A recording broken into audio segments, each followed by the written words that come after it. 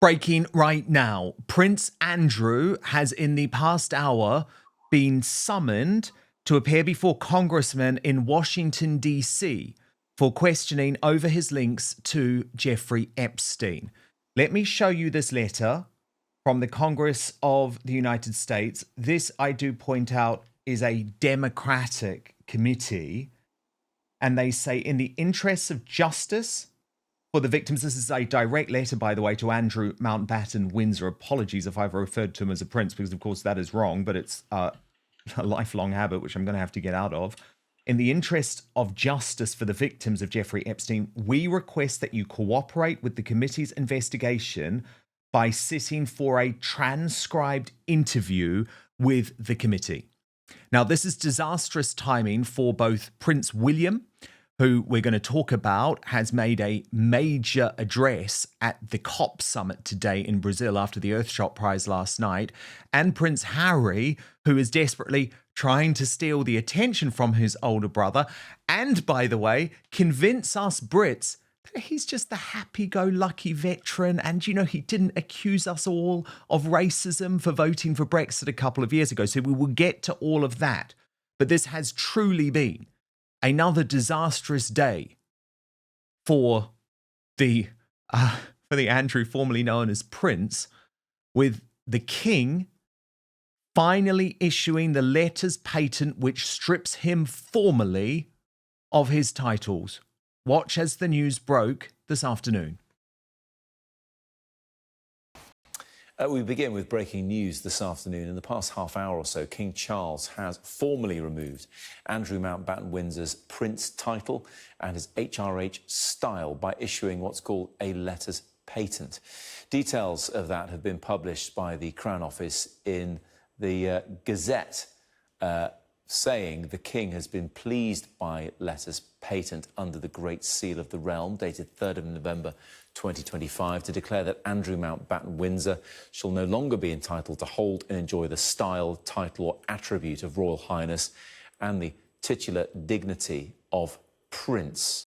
But meanwhile, Prince Harry, who I think should just be Harry Mountbatten Windsor too, is on a charm offensive for those of us in the United Kingdom. But are we really going to forgive this scumbag who not only accused all of us of racism, but also accused his own family and the institution run by his late grandmother of racism? So here's the headline. Harry says he currently lives in the US, with a comment likely to spark speculation that he doesn't see America as his forever home, as he urges Brits not to forget veterans once the uniform comes off, in what LBC, the left-wing LBC, describes as a passionate Remembrance Day essay. But as the Royal News Network posted in response, says the man who abandoned his family, duty, and country, you can't make this stuff up. So let me just take you through what Prince Harry has actually said via this article by Tom Sykes in The Royalist. A very quick but personal message from me to you to let you know that the best way you can support Dan Wootton Outspoken is to subscribe to my Substack at www.outspoken.live. Substack is a free speech platform that protects me from big tech cancellation and lawfare. Paid annual or monthly subscribers get an extra hour of content with the Royal Uncancelled After Show available every weekday with no advertising whatsoever. You can also message me direct on there. That's www.outspoken.live. He writes, Prince Harry has inadvertently sparked speculation about plans long denied by his team that he one day plans to return to the UK by saying he currently lives in the UK. lives in the US. He recently told a podcaster he had no plans to become a US citizen. He made the new remark not in an off-the-cuff interview, but in a written article distributed on Global Newswires about Remembrance and Veterans Day celebrations, which take place all this week. Harry has provoked suspicions he is trying to take attention off his brother Prince William by travelling to Canada to support such causes today, the same day William presents his Earthshot Awards in Brazil. In the article entitled The Bond, the Banter, the Bravery, What It Means to be British, Harry, who moved to the US 5 years ago, paid special tribute to the wounded Ukrainian servicemen and women he spent time with earlier this year at the Superhumans Rehab Hospital in Kiev.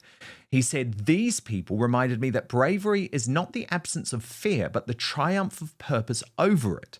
Then he said, "There is a similar stoic spirit of self-deprecation and humour in Ukrainians that I recognise more than any other in us Brits.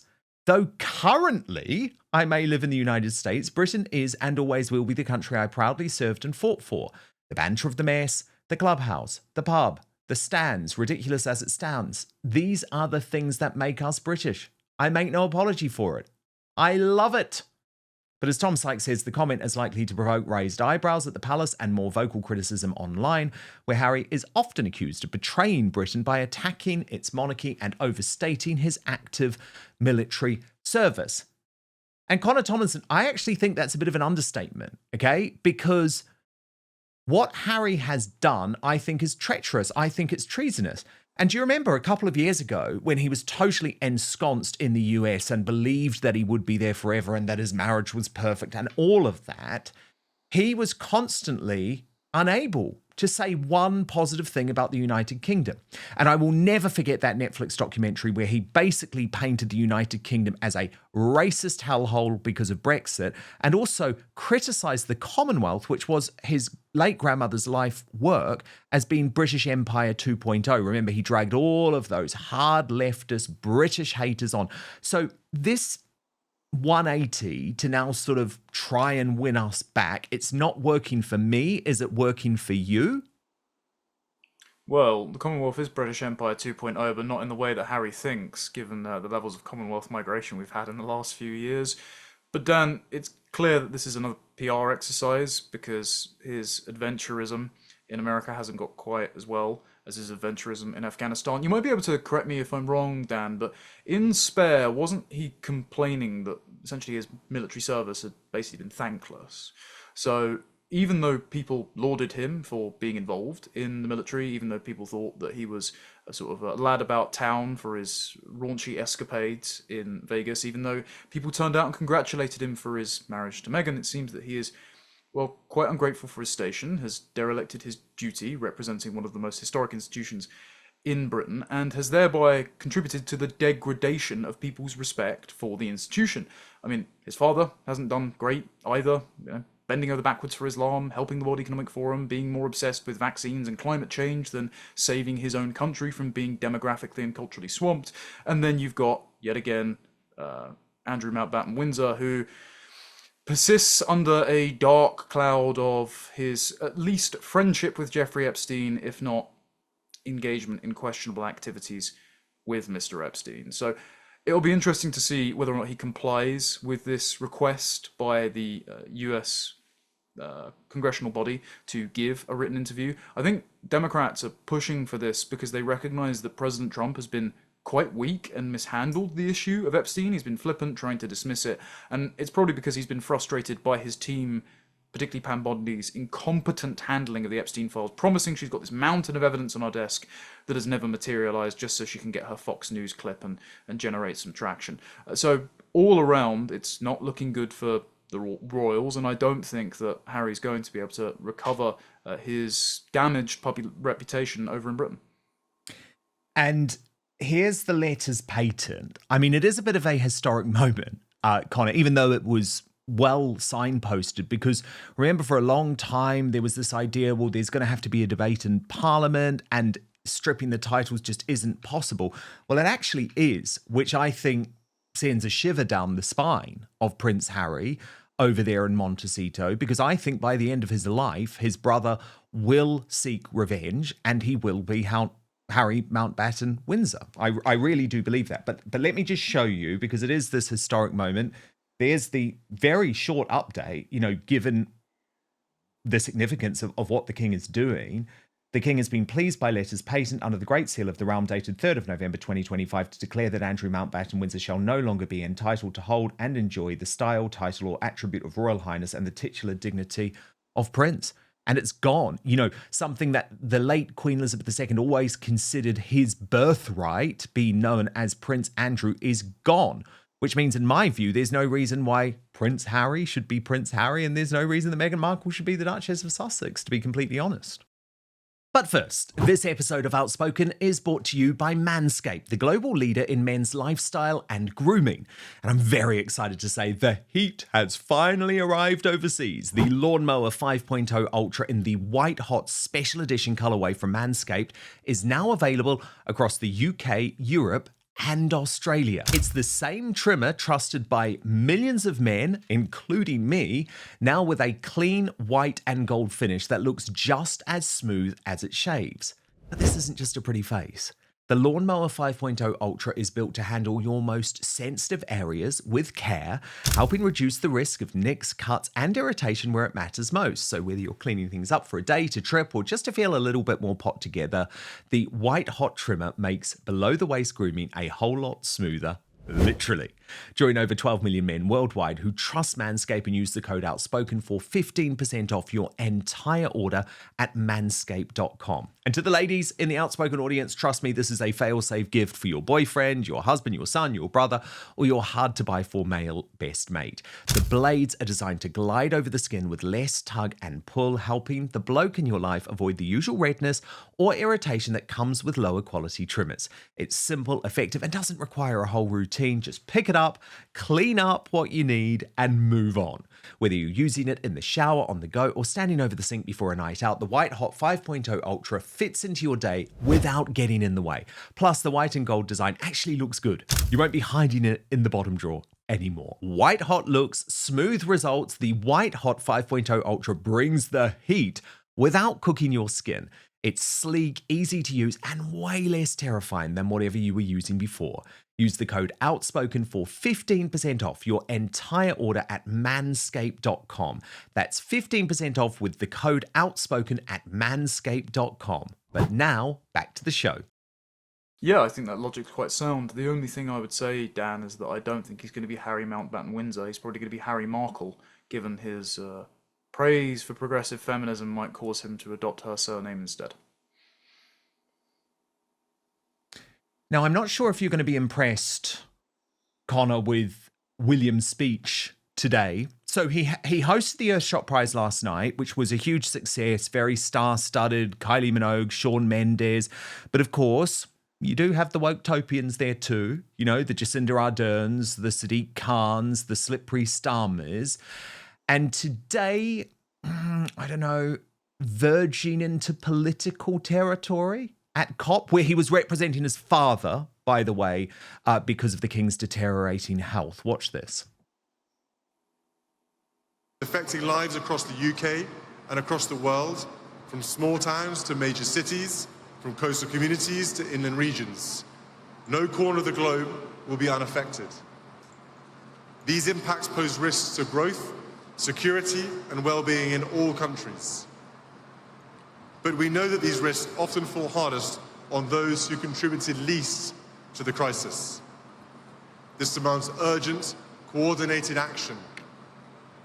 We must ask ourselves, what legacy do we wish to leave? Because the impact of all our choices will be felt by us all around the world, in the safety of their homes, the stability of their livelihoods, and the health of the natural world that sustains us all. Now, Connor, given the terrible press that the royal family has had over the past month, William's trip, in my view, has actually been a triumph in Brazil. The imagery was incredible. You know, he was barefoot and, playing the volleyball and all of that. But this speech today, is it risky? You know, given that the whole issue of nut zero, as I call it, is now very much back on the table of British politics. What previously was just like a complete nodding through by the Uni Party is now a hotly contested issue, with Reform UK leading in the polls, saying hell no. The Tories coming to that point of view against, of course, a surging Green Party. So is it wise? Do you think it's wise for our future king to be involving himself in this zone? No, but I don't think he can help himself, Dan, because It's been his father's project for many years, and he's taken up the mantle of mental health and climate issues. If you were talking in terms of conservation, your love of the land, England's rolling hills, its beautiful birds and its native species, mainly mammals, of course, not as people, though that is a concern, then you would be talking in terms of not carpet bombing the countryside with concrete high rises. And if you were talking about those paying a high price who have not disproportionately contributed to the degradation of our atmosphere, you would be saying, well, Britain only contributes 1% of annual carbon emissions, whereas the Chinese are doing upwards of 30. Most of the polluted rivers in the world are 2 out of Africa and the rest are from Asia. Might be the other way around, actually. And China and India are opening up new coal-fired power plants. Absolutely no repudiation by them breaking their Paris Accord commitments. So what that speech was actually saying about those who contribute the least but bear the greatest burden is another intersectional racial justice dog whistle saying, and of course it's black and indigenous communities who are the most impoverished but who suffer the most from carbon monoxide or carbon dioxide or any other gas that they want to complain about on any given day. And so I think this just falls on deaf ears. Like the climate issue now is a pure luxury belief, not just for the developing third world who don't care about their utopian green projects because they're too poor to not burn coal rather than dung and wood, but also because the rest of us are paying exorbitant taxes and subsidies for renewables that don't work when the wind doesn't blow and the sun doesn't shine. And our energy bills are only escalating so that the political class can jet around the world to places like Brazil and give speeches about how good they feel about themselves. So I think this is yet another example of the royals being just as out of touch as our politicians are. And when the time comes to replace the political class, if the honour of the House of Windsor is in question, then I don't think this speech helped them win back any brownie points. Connor, I've got to ask you as well about the big royal story on the front page of the Sun newspaper today. Meghan Markle's so desperate, all of her projects since moving to Hollywood haven't worked, that she's going back to acting, making a shock return to acting, playing herself in a movie alongside Lily Collins, Brie Larson, Jack Quaid. I mean, I guess the one thing that we can take from this, Connor, is that Megxit has been a disaster, right? Because this is the one thing she said that she would never do. I remember speaking to sources very close to Meghan when she entered the royal family, and it was like, she never wants to go back to acting. That is done.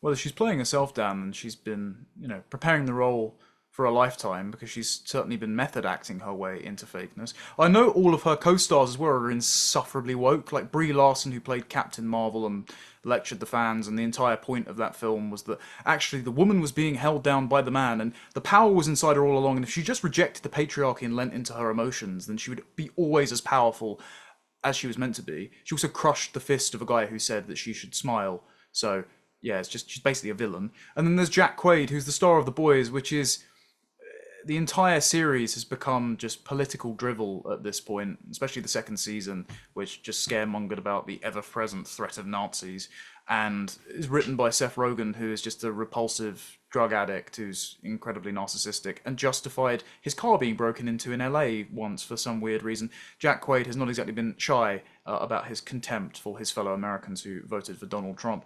But at least Prince Harry can console himself with the fact that his wife is probably going to do another sex scene that he will watch over and over again and cry about.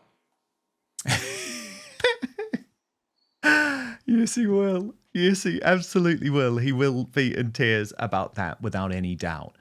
Thank you so much for watching Dan Wootton Outspoken. Please click on my face just to the bottom left to subscribe to this brand new independent news source and turn on the notification bell so you'll be alerted to our brand new live shows, uncancelled interviews, and special royal episodes. Outspoken is also now available as a podcast, so you can listen to the show every weekday on the go, wherever you are.